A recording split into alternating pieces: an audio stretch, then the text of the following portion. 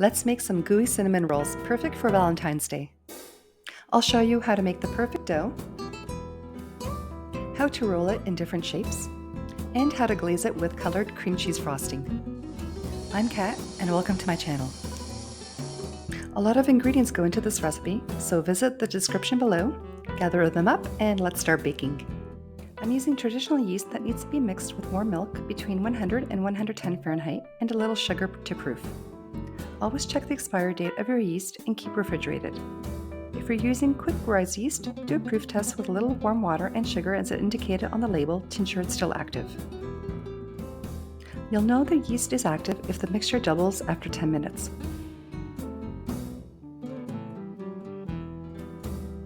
To make the dough, combine the bread flour, sugar, and salt in a large bowl and combine with a wire whisk to break down any lumps.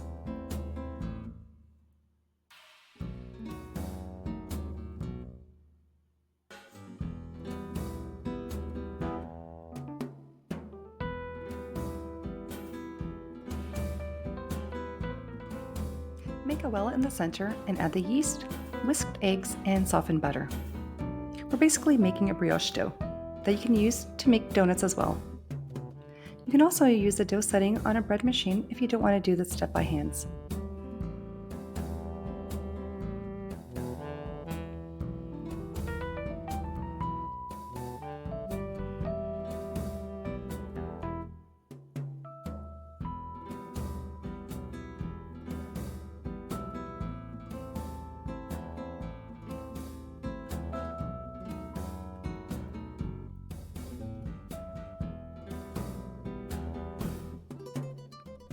Mix everything with a fork until you get a shaggy dough. You can use your hands as well, but this just keeps your hands cleaner and free from any dough under your fingernails.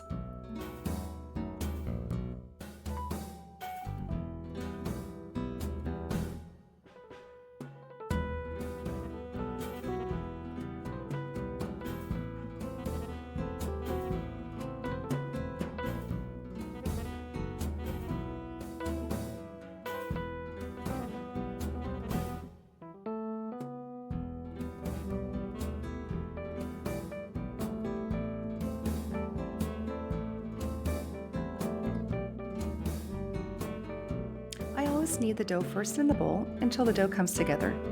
This keeps my countertop cleaner as well.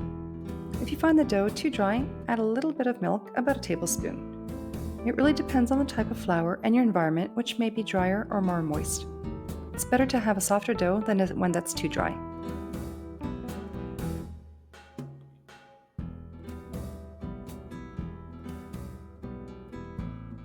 Continue kneading on your countertop without any additional flour, using a bench scraper if the dough sticks.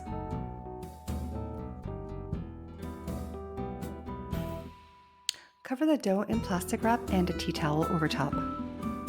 Then proof the dough in a warm area for 2 hours. After 2 hours, the dough is doubled and smells wonderful. Sprinkle a little bit of flour on your countertop. Knead the dough a little to release the air before rolling out.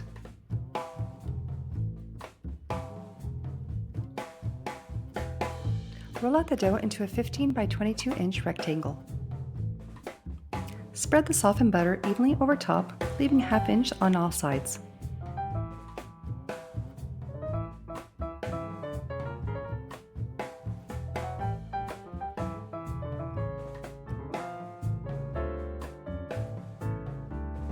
Combine the brown sugar and cinnamon and spread evenly over top, again leaving ½ inch space on all sides.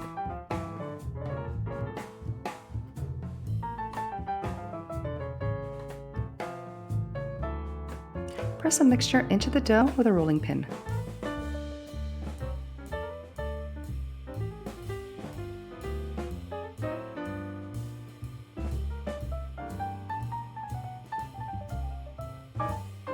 Start rolling from the bottom of the long end upwards very tightly. For regular rolls, you're going to roll all the way to the top.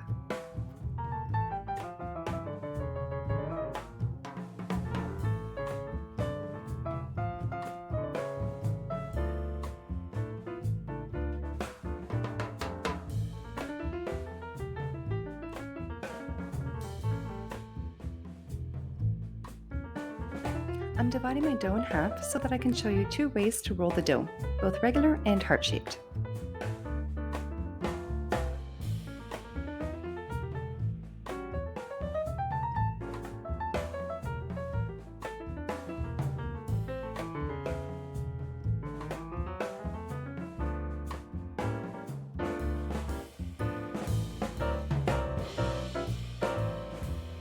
For heart-shaped rolls, cut the dough into even strips.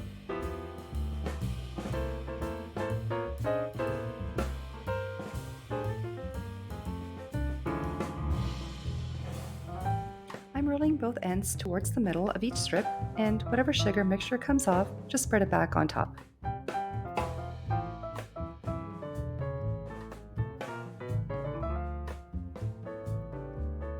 For regular rolls, cut even-sized pieces.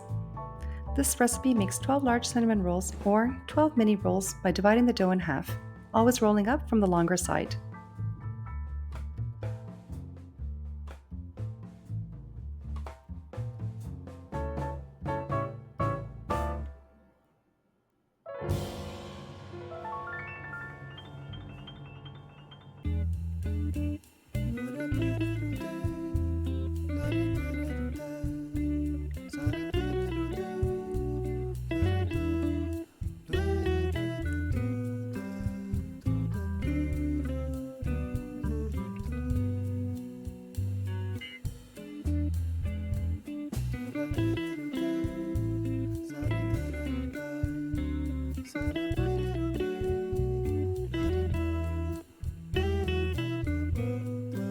The secret to making gooey cinnamon rolls is to add 1/4 cup of heavy cream to the rolls after proofing.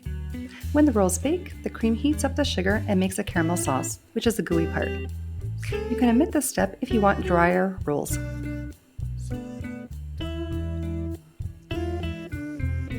Bake the rolls uncovered for 20 minutes at 350 Fahrenheit, then cover with aluminum foil and bake an additional 10 minutes. While the rolls are baking, make the cream cheese frosting by combining the softened butter and cream cheese with an electric mixer. Add the vanilla extract and cream well.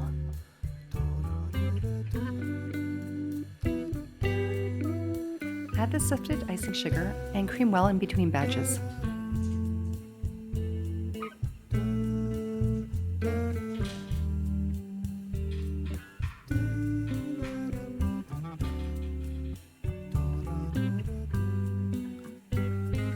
The icing should be creamy, soft, and fluffy with no lumps. The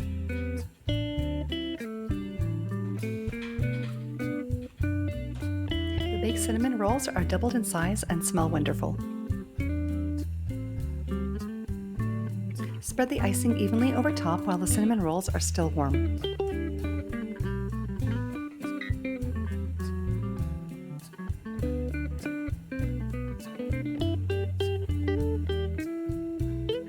I'm going to color half the cream cheese icing pink by using beetroot puree that I made and kept refrigerated. You can also use gel or oil-soluble colors to color your icing. The beetroot doesn't add any flavor as I'm only using a little bit, which goes a long way.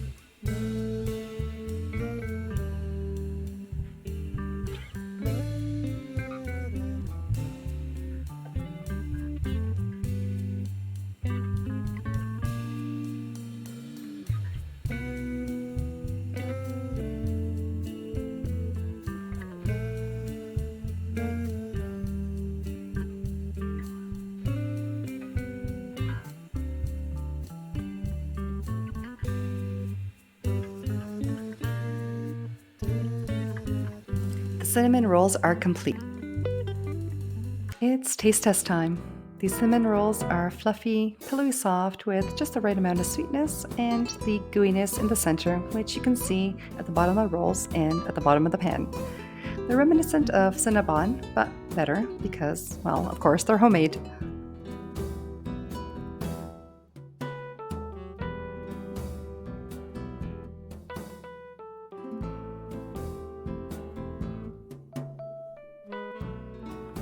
I love this pink color using natural beetroot. You can freeze the cinnamon rolls in an airtight container once they're completely cooled. Just pop them in the microwave for 30 seconds at a time and they'll come back to life.